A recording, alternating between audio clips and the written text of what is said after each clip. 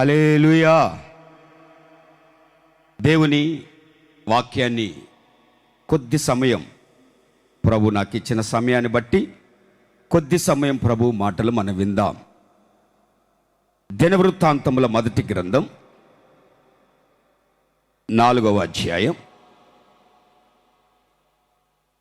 Praise the lord.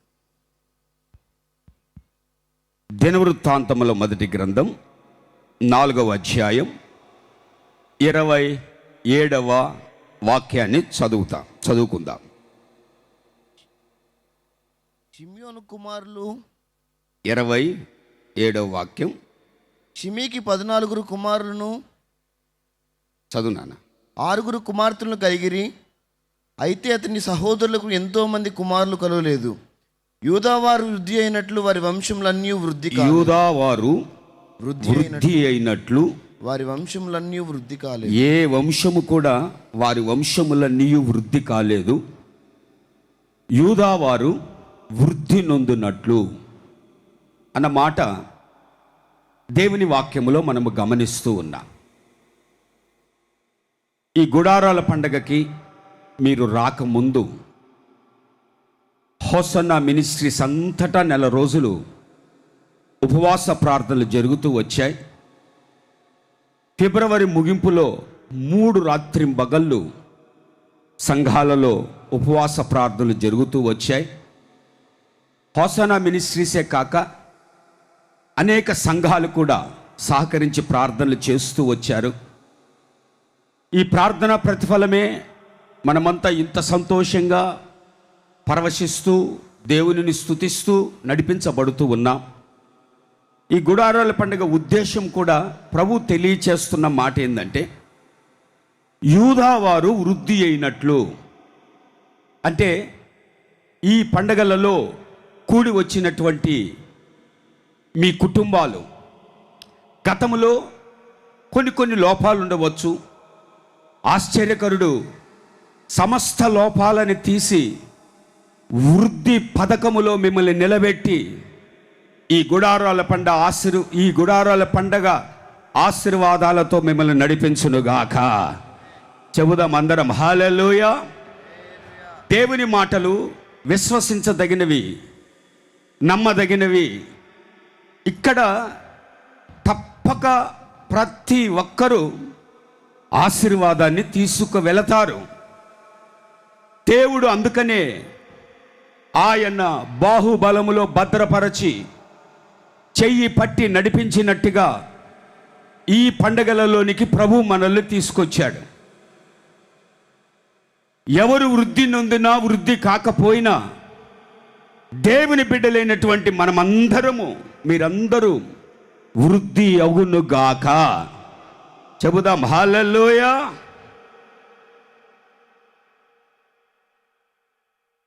కనుచూపు మేరకు కొన్ని బలహీనమైన పరిస్థితులు బ్రతుకులు కనపరచబడుతూ ఉండవచ్చు. ఈ గుడారాల పండగ అనంతరం ఆ బలహీన సంఘటనలని ప్రభు తొలగించి ఒక ఆశీర్వాదకరమైన అనుభవాల్లో ప్రభువు నడిపించబోతూ ఉన్నాడు. హల్లెలూయా. మనకు తెలుసు యూదా వారు ఎందుకు వృద్ధి పొందారు, యూదా వారి యొక్క ప్రత్యేకత ఏంటి. దేవుని లేఖనాల్లో మనము గమనించాలి. ఆదికాండం 49వ అధ్యాయం 9వ వాక్యాన్ని గమనిద్దాం. ఆదికాండం 49వ అధ్యాయం 9వ వాక్యం. యూదా కొదమ సింహము, నా కుమారుడా, నీవు పట్టిన దాన్ని తిని వచ్చితివి. సింహము వలెను, గర్జించు ఆడు సింహము వలెను. ఈ వాక్యంలో ఈ 9 నుండి 12 వాక్యాల వరకు యూదాను గురించి రాయబడి ఉంది.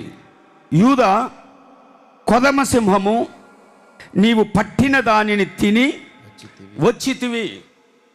ఒక ఘనమైన స్థితిలో పరిశుద్ధాత్ముడు యూదా వంశము కానీ యూదాని కానీ ఇక్కడ కొనియాడబడుతున్నట్టుగా లేఖనాలలో మనకి చెప్పబడుతూ ఉంది. కొదమ సింహము అన్నటువంటి మాట మనము చూస్తే దానికి ఎదురు లేదు. మహా రోషము కలిగి ఏదైతే అనుకుంటుందో ఏదైతే సాధించాలనుకుంటారో నీవు పట్టిన దానిని తప్పక పొందుకుంటావు. మరి మన పితరులు అబ్రహాము గారిని చూసినప్పుడు అన్ని విషయములలో దేవుడు అబ్రహాముని ఆశీర్వదించెను లేఖనాలు చెప్పబడుతున్నాయి.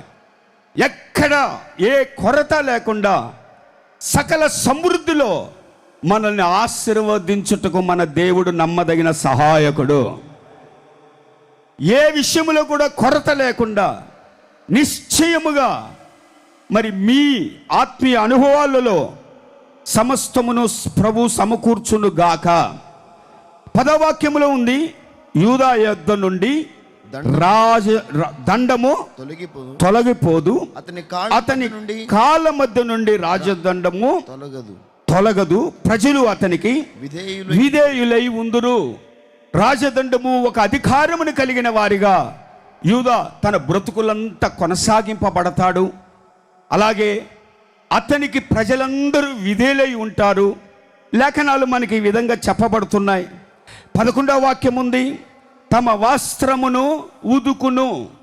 12వ వాక్యము, అతని పళ్ళు పాల చేత తెల్లగా ఉండును, కన్నులు ద్రాక్షారసము చేత ఎర్రగా ఉండును అని లేఖనాలు చెప్పబడుతున్నాయి. అంటే పవిత్రత విషయములో కానీ, పరిశుద్ధపరచుకునే విషయములో కానీ, రక్షణ విషయాల్లో కానీ యూదా ఆత్మీయ అనుభవాలు కలిగి కొనసాగింపబడుతున్నాడు గనుక ఎవరు వృద్ధి నొందినా వృద్ధి కాకపోయినా యూదా వృద్ధి అగుచూ ఉన్నాడు. దేవునికి స్తోత్రము కలుగును గాక. చెబుదాం అందరం హల్లెలూయా. విస్తారమైన దైవ వర్తమానములను ప్రభువు ఇస్తూ ఉన్నాడు. స్తుతి ఆరాధనలు జరుగుతూ ఉన్నాయి. పరిశుద్ధాత్ముడు మన మధ్యలో సంచరిస్తూ ఉన్నాడు. ఈ కార్యములన్నీ ఇంత ఘనంగా జరగడానికి 2-3 నెలల నుంచి చేయబడుతున్న ఏర్పాట్లు ఈ 4 రోజులు కేవలం ఇక్కడ ఇలాంటి ఒక ఆత్మీయ అనుభవాల చేత, వాక్యము చేత ఉదక పడాలి అని, రక్షణ అనుభవాల్లో నడిపించబడాలి అని, పరిశుద్ధపరచబడాలి అని లేఖనాలు మనకి తెలియజేయబడుతూ ఉన్నాయి. ఇలాంటి అనుభవములు కలిగినటువంటి యూదా వారిని దేవుడు వృద్ధిలోనికి తీసుకొస్తూ ఉన్నాడు. దేవునికి స్తోత్రం కలుగునుగాక. ఏదో వచ్చాము వెళ్ళాము అనే పరిస్థితులు కాకుండా ఇలాంటి కొన్ని ఆత్మీయ అనుభవాలు మనము పొందుకోగలిగితే సజీవుడు, శక్తి కలిగిన దేవుడు మీ ప్రక్కన నిలిచి మిమ్మల్ని బలపరచునుగాక, మీ చెయ్యి పట్టి మిమ్మల్ని నడిపించునుగాక. దేవునికి స్తోత్రం కలుగునుగాక. చెబుదాం అందరం హల్లెలూయా, హల్లెలూయా. లేఖనాలలో దైవజనుడైన మోషే గారు చెబుతూ ఉన్నారు, యూదా మనవిని నీవు ఆలకించగలిగిన దేవుడివి, ఆకాశ మహాకాశములు తెరిచి ప్రార్థనా విజ్ఞాపనలకి జవాబు ఇవ్వగలిగిన దేవుడివి. యూదా ప్రార్థనా జీవితము కలిగి మనవి ఆత్మీయ అనుభవాల్ని కొనసాగిస్తూ నడిపించబడుతున్న వ్యక్తులుగా దైవజనుడైన మోషే దేవునికి ప్రార్థన చేస్తున్నాడు. యూదా మనవి నీవు ఆలకించు. యూదా అని పిలువబడుతున్న దేవుని బిడ్డలు మరి ప్రార్థనా అనుభవాల్లో కొనసాగింపబడుతూ తమని తాము ఉదుకుకొని పవిత్రపరుచుకుంటూ పరిశుద్ధపరుచుకుంటూ ముందుకు కొనసాగింపబడాలి.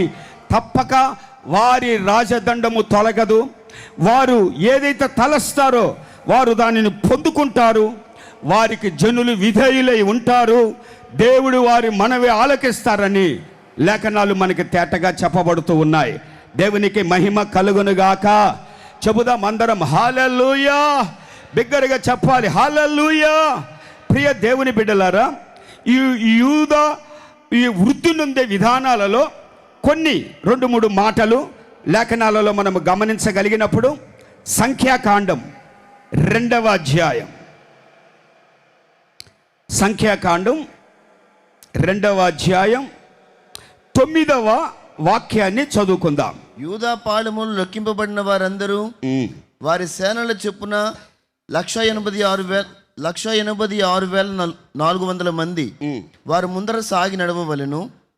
యూదా వారు అన్ని విషయములలో వారు వీరు వర్ధిల్లకపోయినా తప్పక యూదా వారు వర్ధిల్లుతారు. కొన్ని మాటలు ఉపోద్ఘాతంలో మనం వింటూ వస్తున్నాం. ప్రార్థన, యూదా అంటేనే స్తుతి, ఇలాంటి అనుభవాలు కొనసాగింపబడుతూ వచ్చాయి. ఇక్కడ ఈ వాక్యములో మనం చూస్తే వారు ముందు సాగి నడవవలెను అన్న మాట ప్రభు లేఖనాలు తెలియచేయబడుతూ ఉన్నాయి. దేవునికి స్తోత్రము కలుగునుగాక. చెబుదాం అందరం హల్లెలూయా. ఏ విషయములోనైనా యూదావారు ముందు ఉండాలి, ముందు నడవాలి అని వాక్యము చెప్పబడుతుంది. ఒక యుద్ధం అంటే శత్రువు ఆయుధాలు ధరించి ఉంటాడు. ఒక ఈట, ఒక బల్లెమో, మరొకటో ధరించి ఉంటాడు. మరి శత్రువు తన ఆయుధాన్ని ప్రయోగించినప్పుడు వెనక ఉన్న వారికి ఏమి కాదు, కానీ ముందున్నటువంటి వారికి తప్పక ఆ అపాయము కలిగే పరిస్థితులు ఉంటాయి. కానీ సమస్యలు ఎన్ని ఎదురైనా, పరిస్థితులు ప్రతికూలముగా ఉన్నా, ఎలాంటి పరిస్థితులు ఉన్నా యూదావారు అందరికంటే ముందే నిలుస్తారు. దేవునికి స్తోత్రము కలుగునుగాక. ఆత్మీయ అనుభవాల్లో యూదావారు అందరికంటే ముందు ఉంటారు. దేవుని బిడ్డలు దేవుని పరిచర్యలో కానీ, సంఘములో కానీ, ప్రార్థన అనుభవాల్లో కానీ ఇట్లాంటి పరిస్థితులలో ముందు నిలిచిన వారిగా ఉండాలని వాక్యము మనకి చెప్పబడుతుంది. మరి శత్రువైన వాడు అంత ఆయుధ బలము కలిగి ముందుకొస్తుంటే వీరేం చేస్తారు? దేవునిని స్తుతిస్తారు, తంబుర సితారాలతో ప్రభునామాన్ని మహిమపరుస్తారు. మరి శత్రువుని ఎదుర్కోవాలనంటే వారికి వచ్చిన ఆయుధాల కన్నా, బలగం కన్నా రెట్టింపు బలము వీరికి ఉండాలి. కానీ బలప్రయోగం కన్నా దేవునిని స్తుతించే విషయములో, దేవుని మహిమపరిచే విషయములో యూదావారు ముందు ఉన్నారు. దేవునికి మహిమ కలుగునుగాక. చెబుదాం అందరం హల్లెలూయా, చెబుదాం హల్లెలూయా. ప్రియ దేవుని బిడ్డలారా, మరి ఈ గుడారాల పండగ విషయంలో మరి ఎంతో శ్రద్ధ కలిగి సమయాన్ని ఎక్కడ పోగొట్టుకొనక సద్వినియోగపరుచుకునేవారు దరిదాపుగా 99% కొనసాగింపబడుతున్నారు. అర కొర లేకపోలేదు. సమయాన్ని వ్యర్థపరుచుకుంటూ మరి దైవ ఆశీర్వాదాలు పొందుకోక అటు ఇటు పరిచర్య చేసే వాళ్ళు కాక మరి సమయాన్ని వ్యర్థపరుస్తున్నటువంటి వారు కూడా లేకపోలేదు. ఏ పరిస్థితుల్లో కూడా మరి మన సంఘములో కానీ, మరి ప్రభు పరిచర్య విషయములో కానీ శత్రువుని చూచి బెదరక దేవునిని మహిమపరుస్తూ ముందుకు కొనసాగింపబడగలిగిన ఒక పరిచర్య ముందుగా కనపరచబడాలి అని లేఖనాలు మనకి చెప్పబడుతూ ఉన్నాయి. దేవునికి స్తోత్రము కలుగునుగాక. చెబుదాం అందరం హల్లెలూయా. మరి ముందు నిలబడితే ఈ ప్రతికూల పరిస్థితులు ఎదురవుతాయి కదా, అందుకనే వాక్యము చెప్పబడుతుంది. ద్వితీయోపదేశ కాండం 4వ అధ్యాయం 38వ వాక్యాన్ని మనం చదువుకుందాం. నీకంటే బలమైన గొప్ప జనములను నీ ముందర నుండి వెళ్ళగొట్టి నిన్ను ప్రవేశపెట్టి ఆయన నేడు చేయుచున్నట్టు వారి దేశం నీకంటే బలమైన గొప్ప జనములను నీ ముందర నుండి వెళ్ళగొట్టి నిన్ను ప్రవేశపెట్టి ఆయన నేడు చేయునట్లు వారి దేశముని నీకు స్వాస్థ్యముగా ఇచ్చుటకై నీకు తోడుగా. ఇక్కడ గమనించగలిగితే దేవునిని స్తుతించగలిగిన యూదావారు మరి శత్రువైనటువంటి వారు బలముతో వస్తూ ఉంటే దేవునిని స్తుతిస్తూ వీరు ముందుగా ఉన్నారు. వారికి ఒక వాగ్దానం ఉంది. నీకంటే బలమైన గొప్ప జనములను నీ మందర నుండి వెళ్ళగొట్టి నీకు తోడై నీకు స్వాస్థ్యమిచ్చి మహాబలము చేత నిన్ను వెలుపలికి రప్పించెను. దేవునికి స్తోత్రము కలుగునుగాక. శత్రువుకి ఆయుధము బలం, దేవుని బిడ్డలకి దేవునిని స్తుతించుట బలమై ఉన్నది. దేవునికి స్తోత్రము కలుగునుగాక. హల్లెలూయా. చెబుదాం హల్లెలూయా. ఒక దైవజనుడు చెబుతుంటే ఈ మాట నేను విన్నాను.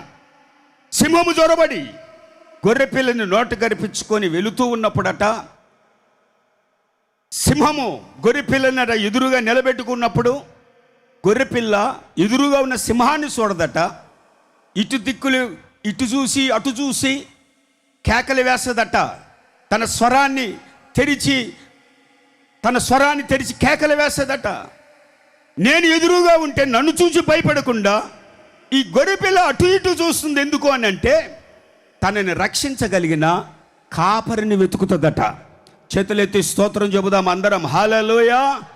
సమస్య పెద్దదిగా మన ముందు ఉంది, కానీ మనము చేయవలసింది మన కాపరిని వెతకగలిగిన వారమై ఉన్నాం. ఆ సమస్య ఎంతదైనా దేవుని వాక్యం అంటది, బలము గల గొప్ప జనముని నీ ఎదుట నుండి నేను వెళ్ళగొడతాను. స్తోత్రం. హల్లెలూయా. మహాబలము చేత ఆ సమస్యల్లో నుండి విజయ పథకములతో నిన్ను నేను నడిపిస్తాను. నేను నీకు తోడై ఉంటాను. నీకు అనుగ్రహించిన స్వాస్థ్యముని తప్పక నీవు పొందుకుంటావు. సమస్యలు చూసి బెంబేలెత్తిపోయి కలవరపడే పరిస్థితులు మన బ్రతుకులలో కొనసాగింపబడకూడదు. ఇక్కడ శత్రువులు నేను వెళ్ళగొడతాను అని ఈ యూదా దేవునిని స్తుతించే వారికి, శత్రువులు ఎదురుగా ఉన్న వారికి మధ్యన మరొక మాట కూడా దేవుని వాక్యములో మనము చూస్తాం. ద్వితీయోపదేశకాండం 9వ అధ్యాయం 3వ వాక్యం. 9వ అధ్యాయం 3వ వాక్యం. కాబట్టి నీ దేవుడైన యెహోవా తానే దహించు అగ్ని వల్లే నీ ముందర దాటిపోవుచున్నాడని నేడు నీవు తెలుసుకొనుము. ఆయన వారిని నశింపజేసి నీ ఎదుట వారిని కూలద్రోలును. యెహోవా నీతో చెప్పినట్లుగా నీవు వారిని వెళ్ళగొట్టి వేగమే సమస్య నీ ఎదుట నుండి తొలగిపోవును. స్తోత్రం. హల్లెలూయా. యూదావారు ప్రభుని స్తుతిస్తూ ఉన్నారు. శత్రువు బలమైన గొప్ప జనము ఎదురవుతుంది. వారిని నేను వెళ్ళగొడతాను, వారిని నశింపజేస్తాను. నీలోగిన గొప్ప జయము ఎలాగూ యూదావారికి బలమైన గొప్ప జనమునికి మధ్య సజీవుడు, సర్వశక్తి కలిగిన దేవుడు తానే దహించు అగ్ని వలె నీ ముందర దాటిపోవుచున్నాడని నేడు నీవు తెలుసుకొనుము. స్తోత్రం. హల్లెలూయా. ఈ సమస్యని మనం ఎలా జయించగలమనంటే స్తుతిస్తూ ఉండగానే, ప్రభువుని మహిమపరుస్తూ ఉండగానే, ఆరాధనకు యోగ్యుడు, స్తుతి సింహాసనాసీనుడు, స్తుతి సింహాసనము మన మధ్యలో అనుగ్రహించగలిగిన దేవుడు యూదా వారికిని శత్రువులకి మధ్యలో దిగి వస్తూ ఉన్నాడు. చప్పట్లు కొట్టే దేవునికి స్తోత్రం చెబుదాం అందరం. హల్లెలూయా. యూదావారు తేరు చూస్తే శత్రువు కనపట్లేదు, శత్రు ఆయుధాలు కనపట్లేదు.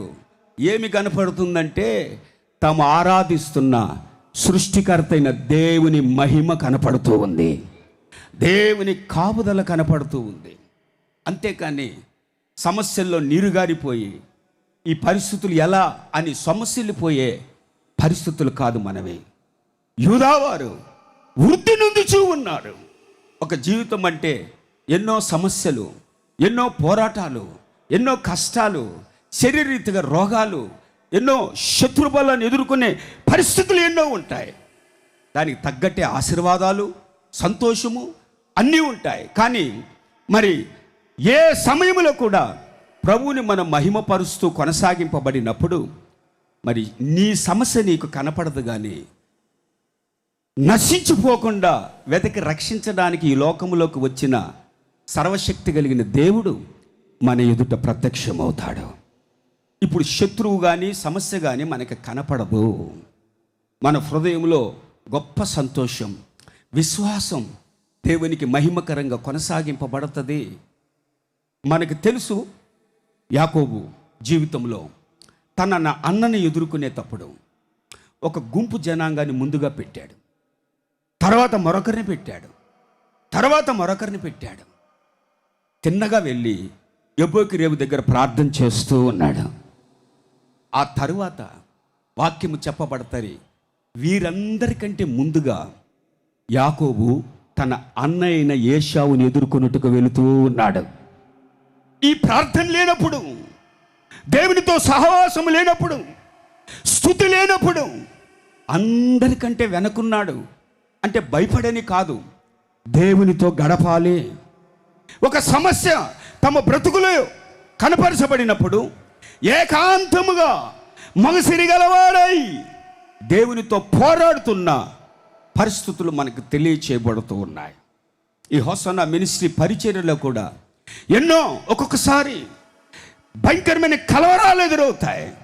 ఎంత కలవరాలైతే అంత స్తుతి దేవునికి చెల్లించబడతది.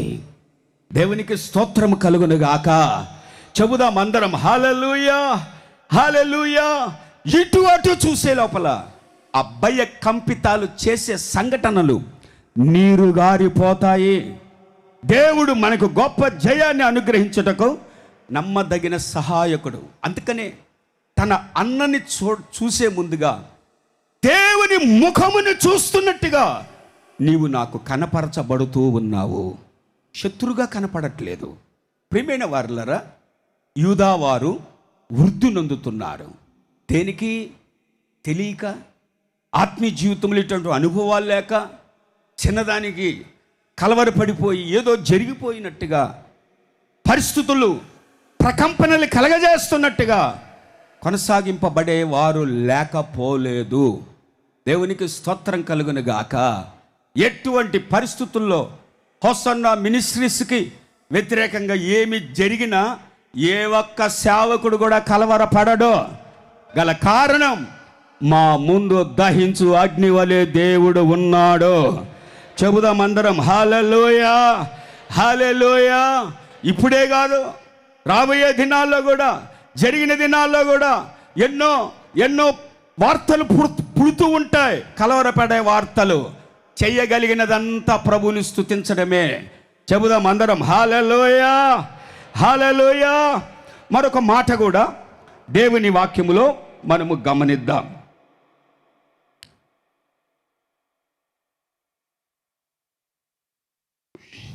ఎజ్రా గ్రంథం 5వ అధ్యాయం. ఎజ్రా గ్రంథం 5వ అధ్యాయం. Praise Lord, praise Lord. 8వ వాక్యాన్ని మనం చదువుకుందాం. రాజువైన తమకు తెలియవలసినది ఏమనగా, మేము యూదా ప్రదేశంలోనికి వెళ్ళితిమి. అక్కడ మహాదేవుని యొక్క మందిరం ఉన్నది.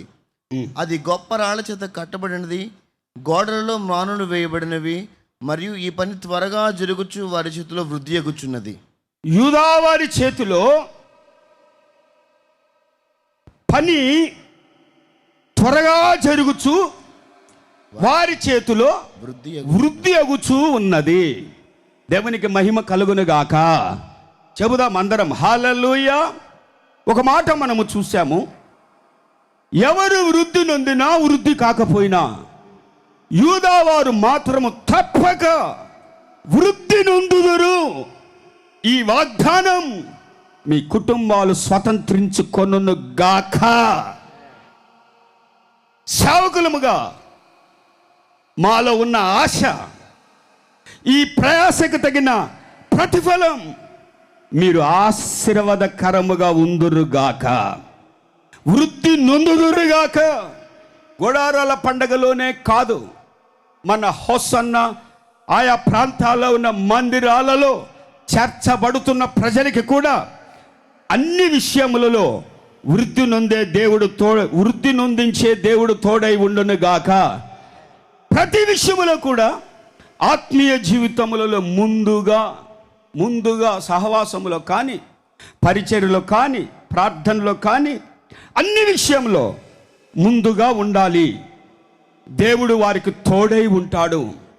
ఏ అపాయాలు వారికి సంభవించవు అన్న మాటలు మనము చూస్తూ వస్తున్నాం. ఇక్కడ కూడా 5:8 ఉంది వాక్యము చెప్పబడుతుంది. వారి చేతిలో పని త్వరగా జరుగుచు వారి చేతిలో వృద్ధి అగుచూ ఉన్నది. స్తోత్రం చెబుదాం అందరం హల్లెలూయా. ఎలా వృద్ధి అగుతున్నది? అంత త్వరగా ఎలా వృద్ధి అగుచూ ఉన్నది? కళ్ళ ముందు చూస్తూ ఉంటే గత సంవత్సరం గుడారాల పండగ కన్నా ఈ సంవత్సరం ఎంతో ఇంకా చెప్పగలిగితే సగానికి సగం ఎక్కువగా ప్రజలు నడిపించబడి అన్ని విషయాల్లో కూడా ఆ ఏర్పాట్ల విషయాల్లో కూడా గత సంవత్సరం కంటే ఈ సంవత్సరం అధికంగా చేయబడుతూ ఉంది. దేవునికి స్తోత్రం కలుగును గాక. ఇంకా వచ్చే సంవత్సరం విషయంలో అసలు చెప్పనక్కర్లేదు. దైవజనులు ఇప్పటికే దాని వివరాలు తెలియచేసి ఉంటారు, తెలియచేస్తారు కూడా. త్వరగా అభివృద్ధి పొందుతూ ఉంది. మన సహవాసాల్లో, హోసన్న మినిస్ట్రీస్లో త్వరగా పరిచర్య ఎక్కడా లోటు లేకుండా అభివృద్ధి పొందుతూ ఉంది. యూదా వారికి ఇచ్చిన ఈ మాట మనము స్వతంత్రించుకున్నాం. ఎందుకు అభివృద్ధి పొందుతూ ఉంది అంటే, వాక్యంలో మనము చూస్తే 11వ వాక్యం, వారు ఇలాగు ప్రత్యుత్తరం ఇచ్చిరి, మేము భూమి ఆకాశముల దేవుని యొక్క సేవకులమై అనేక సంవత్సరముల క్రిందట ఇశ్రాయేలులో ఒక గొప్ప రాజు కట్టించి నిలిపిన మందిరమును మరలా కట్టుచూ ఉన్నాము. దేవునికి స్తోత్రము కలుగును గాక. చెబుదాం అందరం హల్లెలూయా. భూమి ఆకాశముల దేవుని యొక్క సేవకులమై ఒకానొక సమయములో ఒక గొప్ప రాజు ద్వారా ఈ మందిరము కట్టబడి ఉంది. ఇశ్రాయేలులో ఒక గొప్ప రాజు కట్టించి నిలిపిన ఈ మందిరమును మేము మరలా కట్టుచూ ఉన్నాము.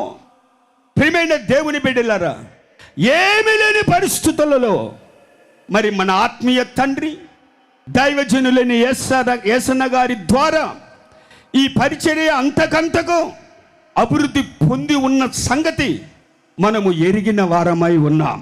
దేవునికి స్తోత్రం కలుగును గాక. చెబుదాం అందరం హల్లెలూయా. ఒక గొప్ప రాజు ద్వారా ఈ పరిచర్య కట్టబడి ఉంది.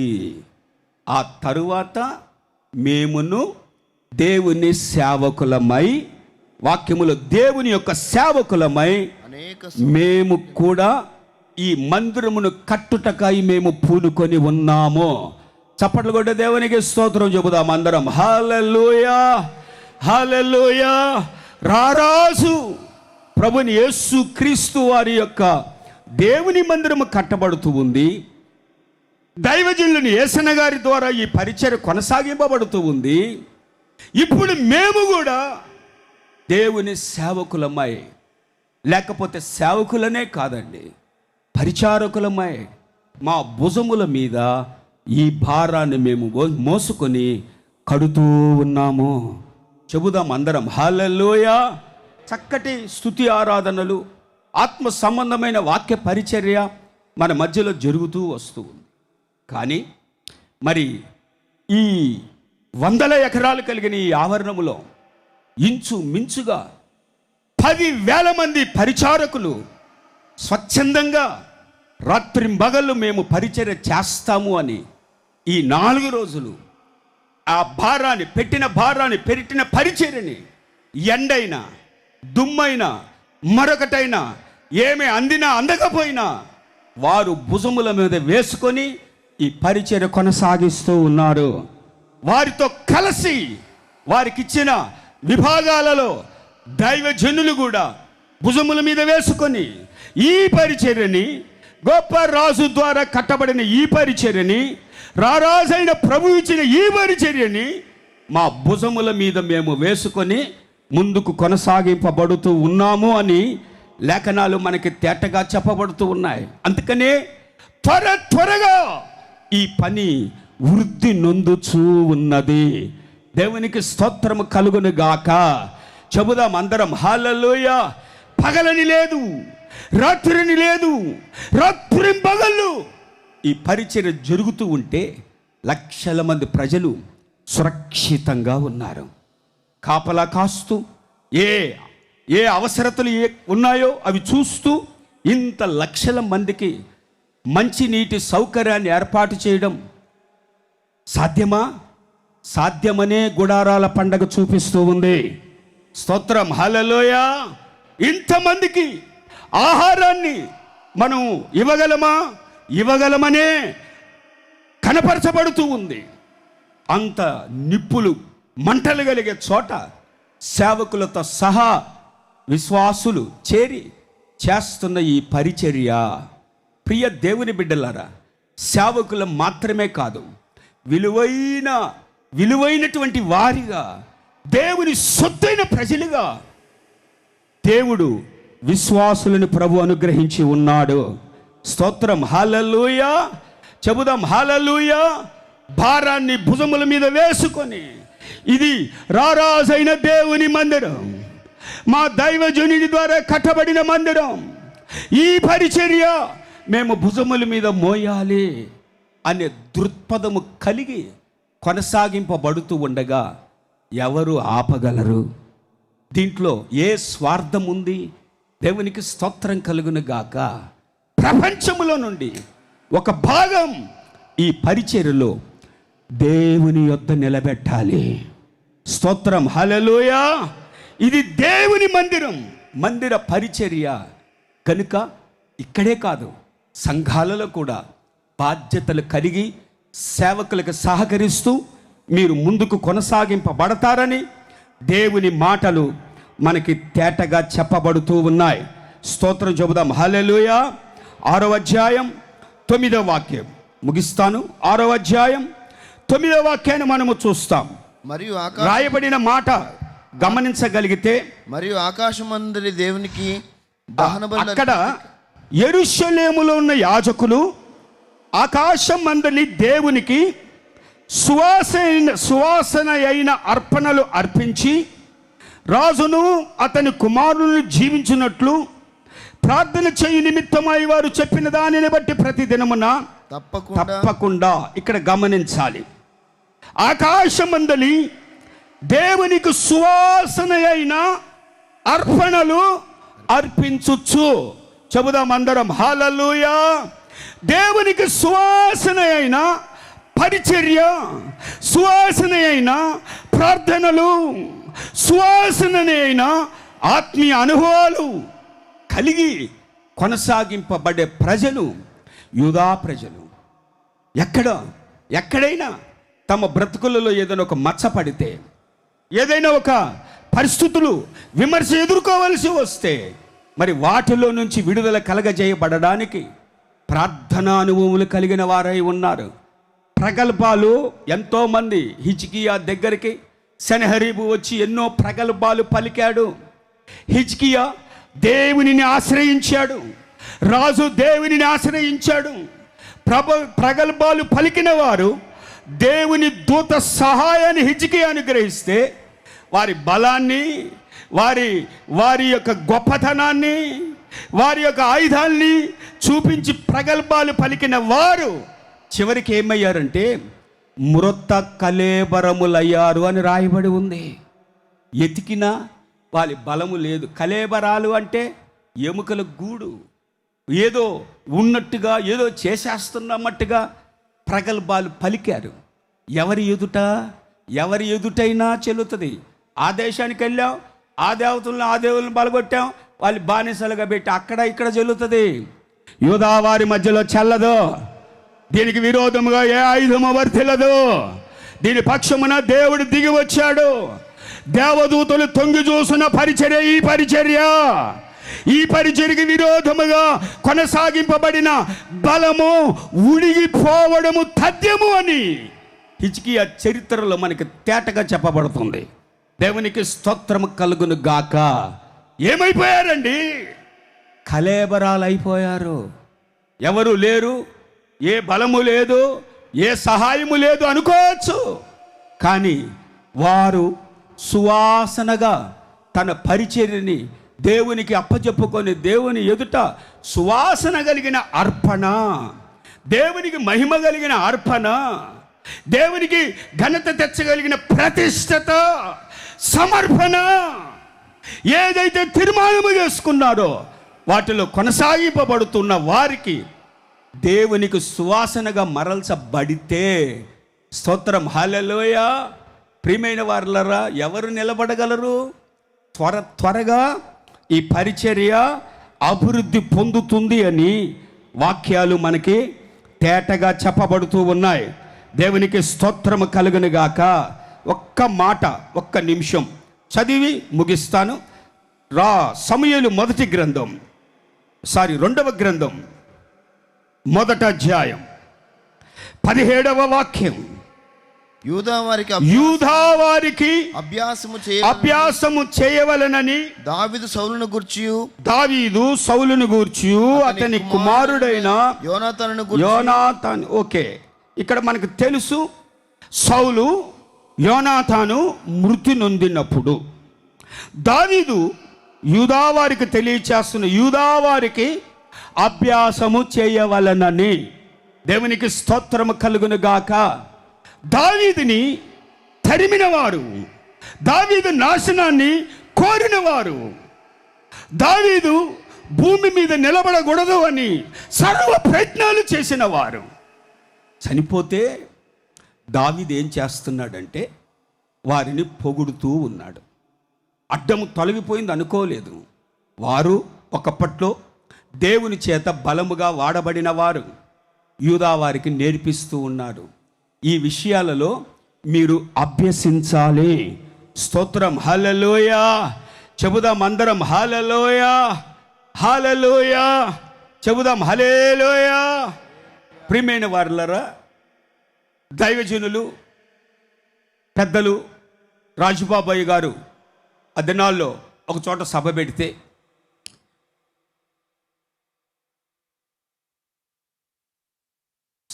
రాజశేఖరయ్య గారు విజయవాడలో ఒక చోట సభ పెడితే ఆ పక్కన ఒక చర్చిలో నుంచి మైకులు వినపడుతున్నాయట.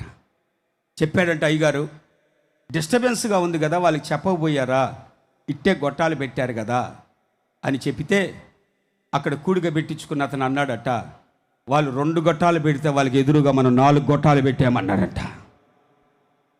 వాళ్ళకు పోటీగా మనం 4 పెట్టాం. అప్పుడు రాజశేఖరయ్య గారు ఎక్కడో వాక్యం విన్నప్పుడు గుర్తుండిపోయింది. చెప్పారట, వారి సంఘము దేవుని రాజ్యం ఎత్తబడదు, నీ సంఘం ఎత్తబడదు అన్నాడట. ప్రియమైన వారులారా, ఒకరి మీద పోటీగా మనకి ఎదురొచ్చిన వారు తొలగించుకొని పోవాలని, తొక్కుకుంటూ పోవాలనే పరిచయం అనేది కాదు. అయ్యయ్యో బలాఢ్యులు నశించిపోయిరే, అయ్యయ్యో అని దావీదు విలపిస్తూ ఉన్నాడు. వస్తారు కొంతమంది, ఎందుకు వస్తారో తెలియదు, ఎందుకు వెళతారో తెలియదు. సంఘములో విశ్వాసులు కానీ సేవకులు కానీ వారి విషయమై దావీదు దుఃఖపడుతూ ఉన్నాడు, సంతోషపడట్లేదు.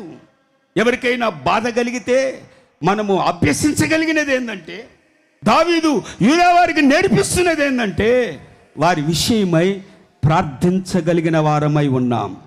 చేతనైతే ఓదార్చగలిగిన వారమై ఉన్నాం. కక్ష చేత నిశి చేత ఈ పరిచర్య కొనసాగింపబడదు. దయచేతనే ఈ పరిచర్య కొనసాగింపబడుతూ ఉంది. ఏదైనా ఒక సంఘటన మనకు తెలిసినప్పుడు మన హేళనగానో చిన్న చూపుగానో మాట్లాడుకునేది కాదు, కానీ ఒక అభ్యసించాలి. ఆ విషయాల్లో దేవుని మనము స్తుతించాలి. స్తోత్రం, హల్లెలూయా. ఒక 3 మాటలు. ఆత్మీయ జీవితంలో మనం ముందుండాలి. ముందున్న వారికి దేవుడు తోడై ఉంటాడు. వారికి ఎదురుగా ఉన్న శత్రు బలము కనపడదు, రక్షించగలిగిన మహాబలము వారు చూస్తారు. స్తోత్రం, హల్లెలూయా. 2వ మాట మనము చూస్తూ ఉన్నాం, వారి చేతిలో పని త్వరగా వృద్ధి నొందుతూ ఉంది. గల కారణం దేవునికి వారు సువాసన కలిగిన వారై ఉన్నారు. 3వ మాట మనం చూస్తున్నాం, ఎప్పటికప్పుడు వారు నేర్చుకుంటూ ఉన్నారు, అభ్యసిస్తూ ఉన్నారు.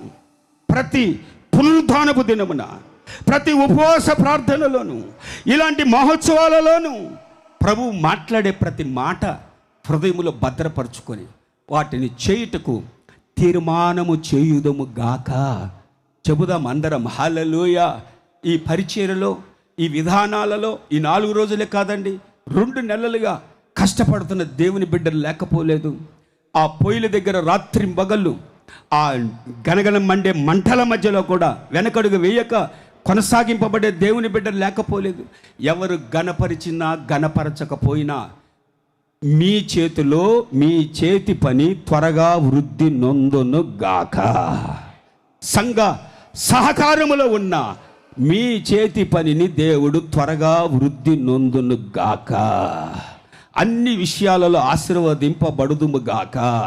ఎవరు ఆశీర్వదించబడినా ఆశీర్వదించబడకపోయినా యూదావారు తప్పక వృద్ధి నొందుదురుగాక. ఈ మాటలు మీ హృదయాలలో నా దేవుడు స్థిరపరచును గాక.